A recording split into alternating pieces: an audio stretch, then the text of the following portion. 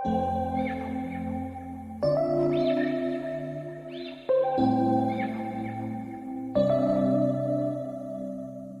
we met. કેમ છો મજામાં? વિવેકાનંદ વિદ્યાલય સત્યમનગર, માયસેલ્ફ BH પટેલ, ધોરણ 11, વિષય અકાઉન્ટ્સ. અગાઉ આપણે એક વિડીયો જોયો જેમાં નામાની વ્યાખ્યા અને તેનો ખ્યાલ કર્યો. હવે વાત કરીએ કેટલાક પ્રશ્નો ટૂંકા થિયરી જેવા છે, સમજીએ કે ભાઈ નામું શું છે. પહેલો પ્રશ્ન છે હિસાબી પદ્ધતિના હેતુ, કે ભાઈ હિસાબો શા માટે રાખવાના? યસ ઓર નો? કે હિસાબોની રાખવાની જરૂરિયાત શું છે, કેમ આપણને હિસાબો રાખવા છે? તો પહેલો પોઈન્ટ સમજીએ, હિસાબો રાખવાની પહેલી નોંધ જરૂર શા માટે? તો કે દરેક વ્યવહારની કાયમી નોંધ. તમે જ્યારે નામું લખો છો ત્યારે એ નામું ધંધામાં કાયમ માટે લખાઈ જાય છે, એટલે કે જ્યારે જોઈએ ત્યારે માહિતી તમને મળી રહે છે. આપણે નોંધ કેવી રાખીશું? એની કાયમી નોંધ. સેકન્ડ પોઈન્ટ, દરેક વ્યવહારની અસર જાણવા માટે, यानी कि व्यवहाરની અસર, ખરીદીનો વ્યવહાર છે, વેચાણનો વ્યવહાર છે, ધંધામાં નફાકારકતા આપે છે કે નુકસાન આપે છે, એ જાણવા માટે નામું જરૂરી છે. અસર કરતા પરિબળો જાણવા માટે, કે વ્યવહારને પરિણામે ધંધા પર એની શું અસર થશે, ધંધાની આર્થિક સ્થિતિમાં એની શું અસર થશે. પ્રશ્ન આવ્યો નવો, સાહેબ આર્થિક સ્થિતિ એટલે શું? એટલે કે ધંધા પાસે કેટલી મિલકતો છે અને કેટલા દેવા છે તે નક્કી કરવા માટે આપણે કોનો ઉપયોગ કરીએ છીએ? આર્થિક સ્થિતિનો. તો 3 કાયમી નોંધ થઈ ગઈ. દરેક વ્યવહારની અસર જાણવા માટે, અસર એટલે નફો કે યસ નુકસાન જાણવા માટે. અસર કરતા પરિબળો એટલે કે આર્થિક સ્થિતિ જાણવા માટે. કાયમી નોંધ રાખે છે કરવેરાની જવાબદારી નક્કી કરવા માટે, કે ભાઈ તમારા ધંધાએ સરકારને કેટલો ટેક્સ આપવાનો, સરકાર તમારી પર કેટલો કરવેરા લગાવશે, આ બધું જાણવું હોય તો નામું રાખવું જરૂરી છે. યસ દેવાનું પ્રમાણ જાણવા માટે, કે ભાઈ ધંધામાં કેટલું દેવું છે. કોઈની પાસેથી પૈસા ઉછીના લાવ્યા તો માથા પર શું થયું? દેવું. તો આ વાત છે દેવાનું પ્રમાણ જાણવા માટે. ત્યારબાદ લેણાનું પ્રમાણ જાણવા માટે, કે મારે પૈસા કોની પાસેથી લેવાના છે. જો દેવાના હોય તો શું કહેવાય? યસ દેવું. અને જો લેવાના હોય તો શું કહેવાય? લેણું. એટલે કે દેવા અને લેણાનું પ્રમાણ જાણવા માટે. ધંધાની નફાકારકતા માપવા માટે, દર વર્ષે ધંધો શું કરે છે, કેટલો નફો કમાય છે, એટલે કે નફાકારકતા જાણવા માટે નામું જરૂરી છે. ધંધાની આર્થિક સ્થિતિ જાણવા માટે આપણે અગાઉ પણ વાત કરી કે ધંધામાં કેટલી મિલકતો છે, કેટલા દેવા છે, એ નક્કી કરવા માટે નામું રાખવું જરૂરી છે. ભૂલો, છેતરપિંડી ને રોકવા અને શોધવા માટે પણ નામું જરૂરી છે. તો સામાન્ય રીતે નામું રાખવાના 9 પોઈન્ટ મહત્વના છે. વન બાય વન ફરીથી ચેક કરીએ. સૌથી પહેલું કાયમી નોંધ, દરેક વ્યવહારની અસર જાણવા માટે, અસરકારકતા નક્કી કરવા માટે, કરવેરાની જવાબદારી નક્કી કરવા માટે, દેવાનું પ્રમાણ જાણવા માટે, લેણાનું પ્રમાણ જાણવા માટે, ધંધાની નફાકારકતા માપવા માટે, ધંધાની આર્થિક સ્થિતિ જાણવા માટે, ભૂલો અને છેતરપિંડી વગેરે રોકવા માટે.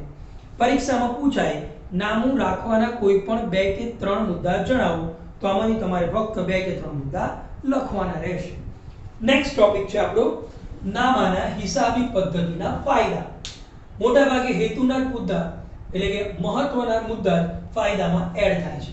સ્ટેપ બાય સ્ટેપ હિસાબી માહિતીની ઉપલબ્ધતા. એકવાર નામું લખી દીધું એટલે વર્ષ સુધી તમને જ્યારે જરૂર પડે ત્યારે ચોપડા ખોલી તમે માહિતી મેળવી શકો છો. એટલે કે હિસાબી માહિતી શું થઈ જાય? ઉપલબ્ધ થઈ જાય છે. બીજું, અગાઉ ચર્ચા કરી એ રીતે નફાકારકતા જાણવા. શું જાણવા માટે? યસ ધંધો કેટલો નફો કરે છે. આર્થિક સ્થિતિ જાણવા માટે નામું રાખીએ તો ફાયદો રહે.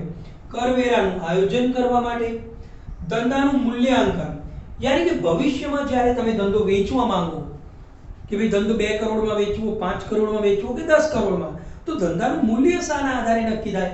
નામાના આધારે. અને ધંધામાં નામું લખેલું હોય તો ખબર પડે કે કેટલી મિલકતો ધંધામાં છે અને કેટલા દેવા છે. એટલે કે વેચાણ વખતે ધંધાનું મૂલ્ય નક્કી કરવા માટે. નિર્ણય ઘડતર, ક્યારે ખરીદી કરવી, કેટલા રૂપિયાની ખરીદી કરવી, ક્યારે વેચાણ કરવું એ બધું નામું બતાવશે. પુરાવા તરીકે આપણે બિલ ખરીદીએ છીએ કોઈ પણ માલ ખરીદીએ છીએ ત્યારે દુકાનદાર તમને બિલ આપે છે, તો બિલ તમારા વ્યવહારનો શું છે? પુરાવો. એવી જ રીતે નામું રાખેલું હોય તો એ ધંધાના નિયમિત રીતે વ્યવહાર થઈ રહ્યા છે એવો શું બતાવે છે? પુરાવો બતાવે છે. ત્યારબાદ ભૂતકાળની કામગીરીની તુલના કરવા માટે, યાની ગઈ સાલ શું કર્યું હતું, ગઈ સાલ કેટલું કમાયા હતા, ચાલુ સાલ કેટલું કમાવું છે કેનો વધારો ઘટાડો નક્કી કરવા માટે નામું જરૂરી છે.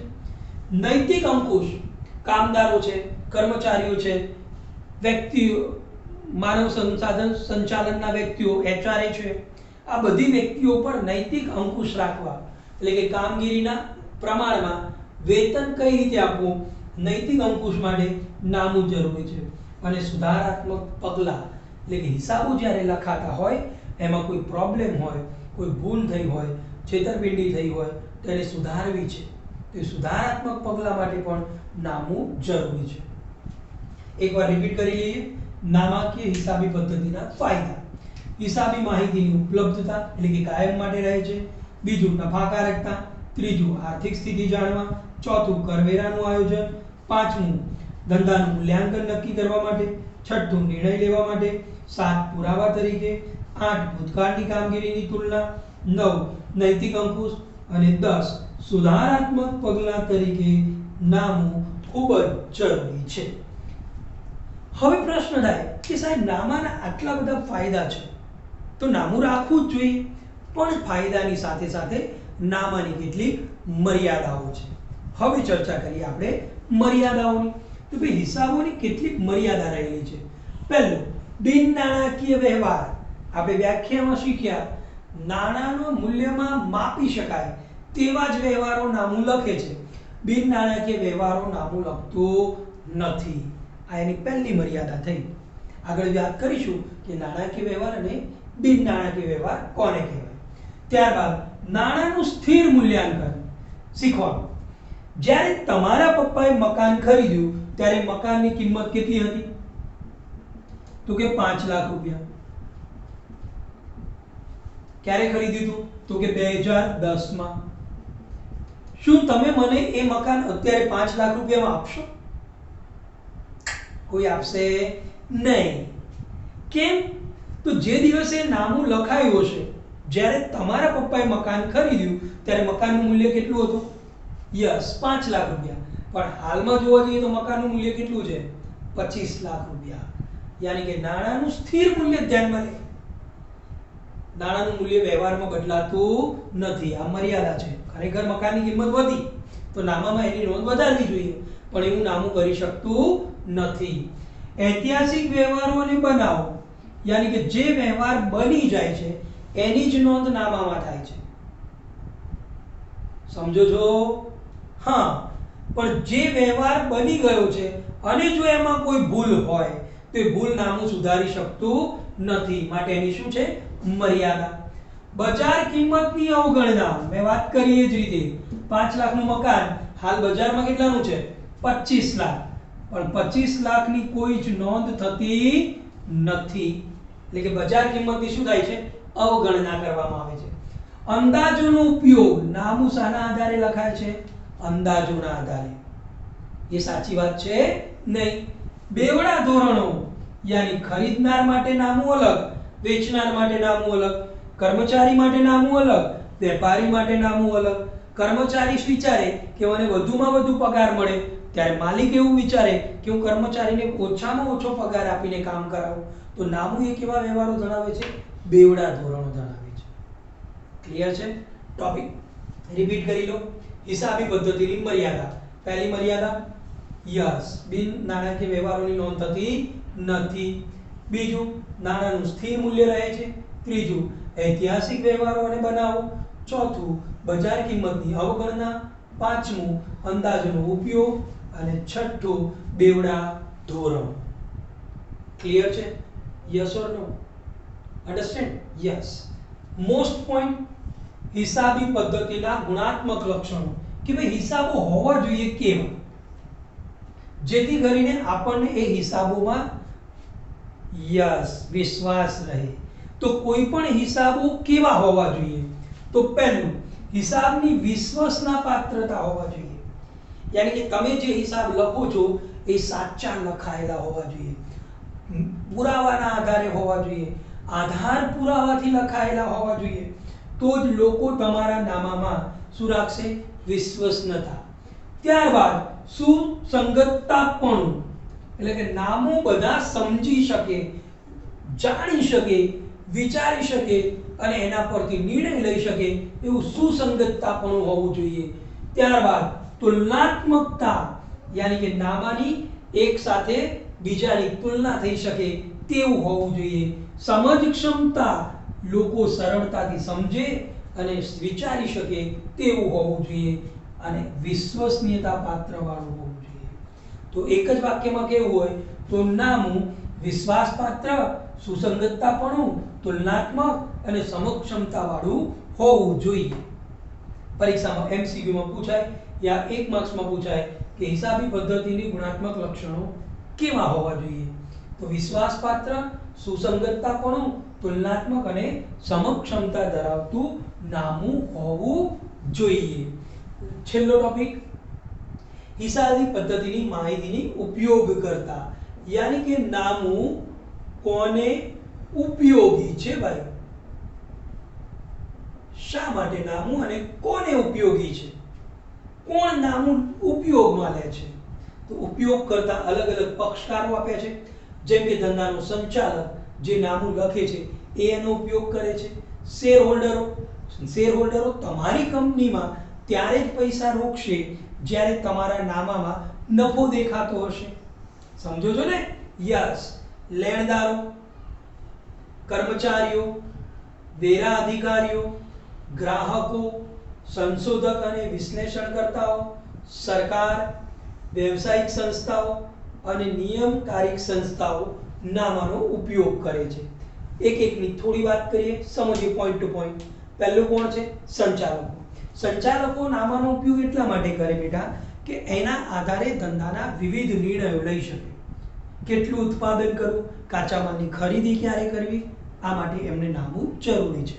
શેરહોલ્ડરો, તો શેરહોલ્ડરો નામું કેવી રીતે રાખશે અને કેમ એમને જરૂર છે? તો કે કંપનીમાં પૈસા રોકવા કે ન રોકવા એ નિર્ણય લેવા માટે નામું જરૂરી છે. લેણદારો, હવે માની લો કે કોઈએ તમને માલ આપ્યો છે, કોઈએ તમને કાચો માલ પૂરો પાડ્યો ધંધામાં, તો એ લેણદાર થયો ધંધાનો, કારણ કે એને ધંધા પાસેથી પૈસા લેવાના છે. હવે જો એ ધંધાનો હિસાબ જોવે અને એવું લાગે ધંધામાં કે સમયાંતરે ધંધામાં ખોટ થતી જાય છે, તો તમને માલ આપશે ખરો? નહીં આપે.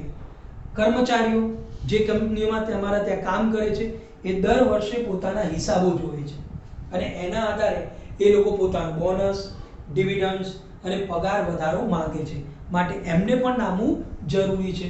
વેરા અધિકારીઓ યાની કે સરકાર તમારા કરવેરાનો અંદાજ શાના આધારે મૂકે છે? નામાના આધારે. ગ્રાહકો નામું એટલા માટે જોવે છે કે તેમને સારી ગુણવત્તા વાળો માલ મળે.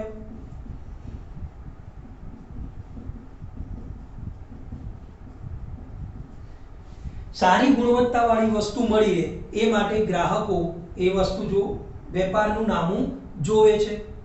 ત્યારબાદ સંશોધક અને વિશ્લેષણકારો, તો જે નામા પર સંશોધન કરતા હશે એ લોકોને નામું જરૂરી છે. સરકાર પણ તમને નામામાં અલગ નિયમો આપે છે. કોઈ ગ્રાન્ટ હોય, કોઈ ગ્રાન્ટ તમને ઇશ્યુ કરવાની હોય યા તમને કોઈ સબસિડી આપવાની હોય તો એના માટે સરકાર પણ તમારા નામાનો ઉપયોગ કરે છે. વ્યવસાયિક સંસ્થાઓ એટલે કે સીએ, ઇન્સ્ટિટ્યૂટ, નિયમનકારી સંસ્થાઓ જે તમારા નામાના નિયમો બનાવે છે, નિયમ આધારિત નામું લખાય છે કે નહીં એવું જાણવા માટે પણ નામું નિયમનકારી સંસ્થાઓ માટે ઉપયોગી હોય છે. વિદ્યાર્થી મિત્રો, આ થિયરી ફક્ત સમજ માટે છે. પરીક્ષામાં આના આધારે ક્યારેક ક્યારેક ટૂંકા પ્રશ્નો પૂછાય છે, પણ જેટલું થિયરી પર તમારું ભારણ હશે, જેટલું તમે વધારે થિયરીમાં સમજ્યા હશો એટલા જ વધારે સારા પોઈન્ટ તમે દાખલામાં કવર કરી શકશો. નોટ્સ લખવા માટે સ્ક્રીનશોટ પાડી લો, પછી આગળ વાત કરીએ.